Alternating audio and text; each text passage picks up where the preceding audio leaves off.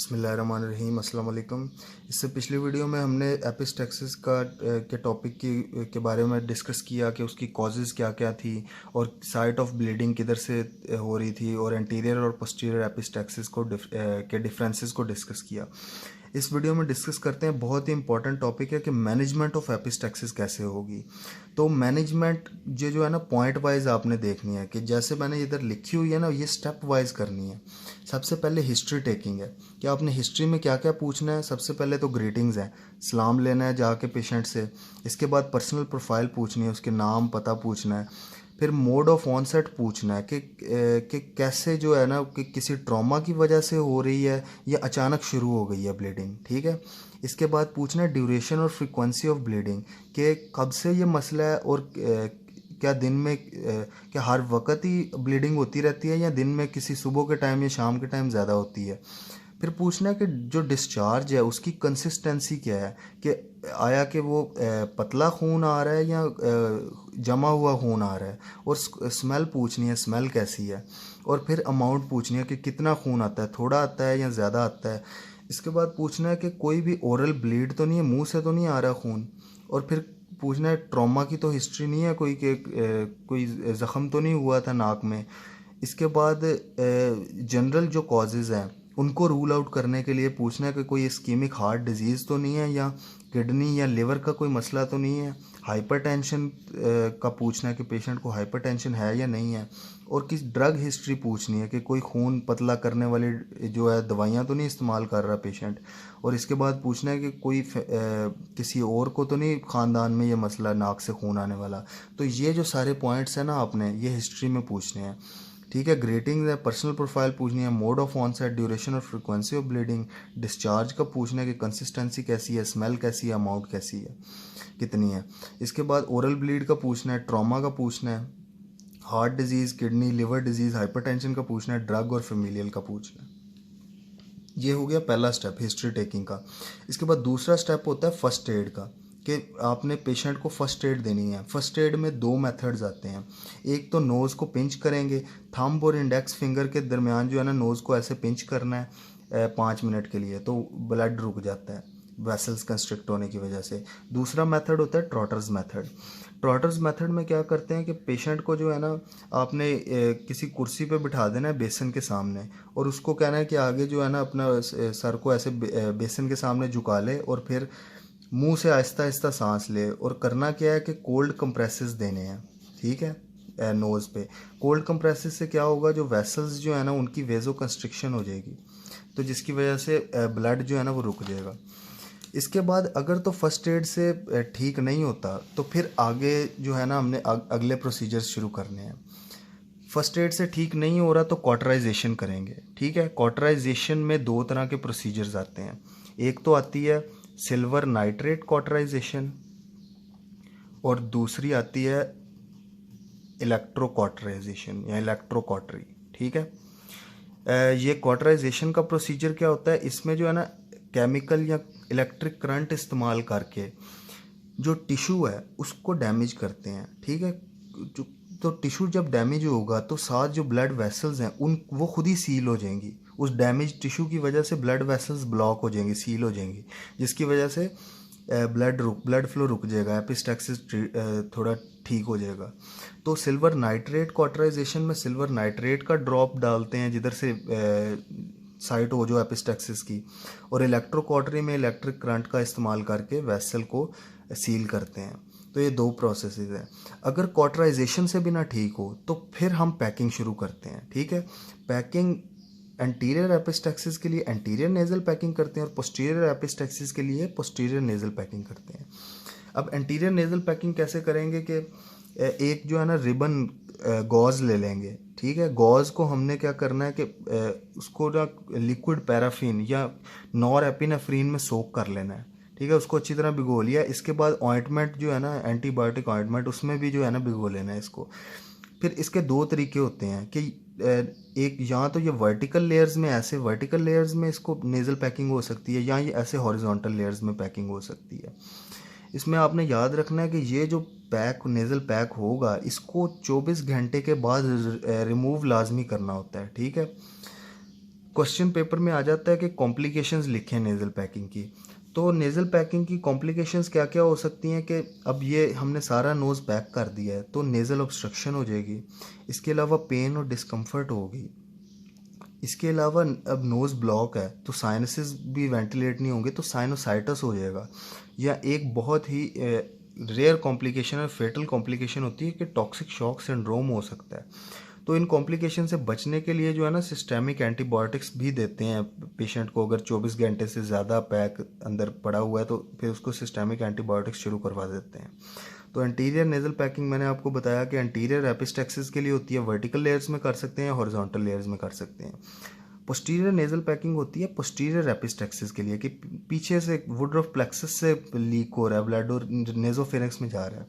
इसमें क्या करते हैं, इसमें ऐसे ना एक ट्यूब डालते हैं, इधर नॉस्ट्रल से डाल ली और पीछे नेज़ोफेरिंक्स तक। तो करते क्या है फिर कि इस ट्यूब में जो है ना फ्लूइड डालना शुरू कर देते हैं। फ्लूइड डालते हैं तो ये पीछे जो है ना ऐसे ये ट्यूब ऐसे इन्फ्लेट कर जाती है उस फ्लूइड की वजह से, ऐसे फूल सी जाती है। तो ये क्वानल रीजन जो है ना, ये क्वाना का रीजन ये ब्लॉक हो जाता है, तो इस वजह से ब्लड लीक नहीं करता। ठीक है, तो ये posterior epistaxis posterior nasal packing होती है।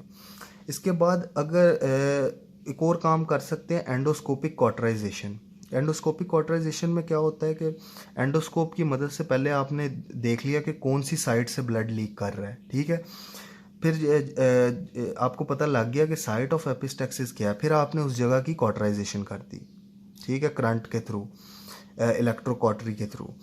इसके बाद अगर ये तीनों मेथड भी नहीं काम कर रहे, नेज़ल पैकिंग से भी नहीं हो रहा, कॉटराइजेशन से भी नहीं हो रहा, फिर आपने करना है कि म्यूकोपेरिकॉन्ड्रियल फ्लैप एलिवेशन करनी है और एसएमआर ऑपरेशन करना है। इससे क्या होगा कि फॉर इंस्टेंस के लिटल्स एरिया से ब्लड आ रहा है, वो साइट ऑफ एपिस्टैक्सिस है। हमने क्या करना है कि नेज़ल सेप्टम के जो पेरिकॉन्ड्रियल फ्लैप है उसको एलिवेट करना है। ये फॉर इंस्टेंस पेरिकॉन्ड्रियल फ्लैप है, इसको हमने एलिवेट किया और फिर वापस ला के जोड़ दिया। यानी कि बस ये प्रोसीजर हमने क्यों किया, क्योंकि इस जगह की फाइब्रोसिस हो जाएगी और ब्लड वेसल्स जो है ना वो खुद ही वेजो कंस्ट्रिक्ट हो जाएंगी, क्योंकि ज़ख़म हुआ है ना, तो उस जगह पे फाइब्रोसिस हो जाएगी और ब्लड वेसल्स हील हो जाएंगी। ठीक है, और एसएमआर ऑपरेशन भी इसीलिए ही करते हैं कि उधर उस जगह पे फाइब्रोसिस हो और ब्लड वेसल्स कंस्ट्रिक्ट करें। या कोई डीएनएस है, फॉर इंस्टेंस के सेप्टल स्पर है ऐसे, वो ब्लड वेसल उसकी वजह से जो है ना एपिस्टैक्सिस हो रहा है, तो उसको ट्रीट करने के लिए भी एसएमआर ऑपरेशन हो सकता है। इसके बाद एक बहुत ही इंपॉर्टेंट सवाल आता होता है कि एमरजेंसी केसेस में जब ब्लीडिंग नहीं रुक रही तो कौन सी वेसल्स की लाइगेशन करेंगे। तो 4 तरह की वेसल्स हैं जिनकी हम लाइगेशन कर सकते हैं। या तो एक्सटर्नल कैरोटिड आर्टरी की लाइगेशन हो सकती है, फिर इसके अलावा मैक्सिलरी आर्टरी की लाइगेशन हो सकती है, या अगर जो है मिडल टर्बिनेट से ऊपर वाले रीजन जो है उधर से एपिस्टैक्सिस हो रही है तो फिर एथमोइडल आर्टरीज जो है एंटीरियर पोस्टीरियर एथमोइडल आर्टरीज, उनकी लाइगेशन भी हो सकती है। ठीक है, एक और प्रोसीजर होता है, उसको कहते हैं ट्रांसनेजल एंडोस्कोपिक स्फीनोपैलेटाइन आर्टरी लाइगेशन, टेस्पाल। इसमें क्या करते हैं कि स्फीनोपैलेटाइन आर्टरी जो है ना उसकी लाइगेशन कर देते हैं। एंडोस्कोप से पहले जो है ना लोकेट करेंगे कि स्फीनोपैलेटाइन आर्टरी किधर से शुरू हो रही है, और फिर लोकेट करके उसको जो है ना एक वस्कुलर क्लिप सा लगा देंगे आर्टरी पे, तो इसकी लाइगेशन हो जाएगी। फिर इसके बाद एम्बोलाइजेशन का प्रोसेस कर सकते हैं। एम्बोलाइजेशन क्या होती है कि वेसल जिससे ब्लड लीक हो रहा है, फॉर इंस्टेंस ये वेसल है, आपने इधर एम्बोलस डाल दिया तो ब्लड का फ्लो ही ब्लॉक हो गया, तो ब्लड लीक बंद हो जाएगी। करते कैसे हैं, ये एक इंटरवेंशनल रेडियोलॉजिस्ट करता है एम्बोलाइजेशन। करेगा कैसे कि फेमरल आर्टरी जो होती है उधर से वो कैथेटराइजेशन शुरू करता है और पहुंच जाता है इंटरनल मैक्सिलरी आर्टरी तक, और फिर उधर जो है ना कोई भी जेल फोम या कोई भी और तरह का एम्बोलस जो है ना डाल के वो उस आर्टरी को ब्लॉक कर देगा। तो ऐसे भी एपिस्टैक्सिस ट्रीट हो सकता है। तो मैनेजमेंट ऑफ एपिस्टैक्सिस में हमने स्टेप्स देखे। सबसे पहले हिस्ट्री टेकिंग था, फिर फर्स्ट एड थी, इसमें पिंचिंग द नोज था और ट्रॉटर्स मेथड था। अगर फर्स्ट एड से ठीक ना हो तो फिर कॉटराइजेशन कर सकते हैं, सिल्वर नाइट्रेट कॉटराइजेशन या इलेक्ट्रोकॉटरी। इससे भी ना ठीक हो तो फिर पैकिंग हो सकती है, anterior nasal packing, posterior nasal packing हो सकती है, या एंडोस्कोपिक कॉटराइजेशन हो सकती है।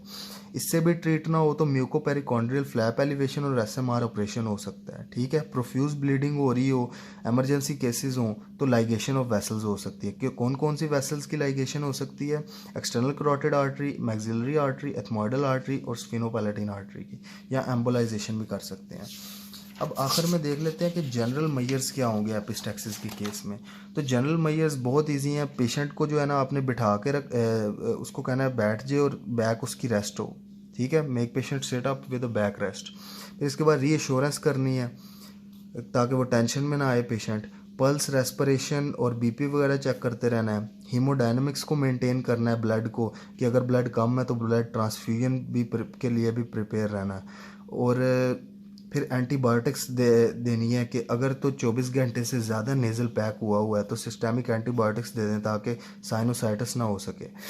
फिर अब नोज़ ब्लॉक हुआ होता है तो इंटरमिटेंट ऑक्सीजन जो है ना उसको देनी है ताकि कोई उसको मसला ना हो। इंटरमिटेंट ऑक्सीजन देनी है। फिर इन्वेस्टिगेट करना है और पेशेंट को जो अंडरलाइंग कॉज है ना जिसकी वजह से ब्लीडिंग हो रही है उसको ट्रीट करना है।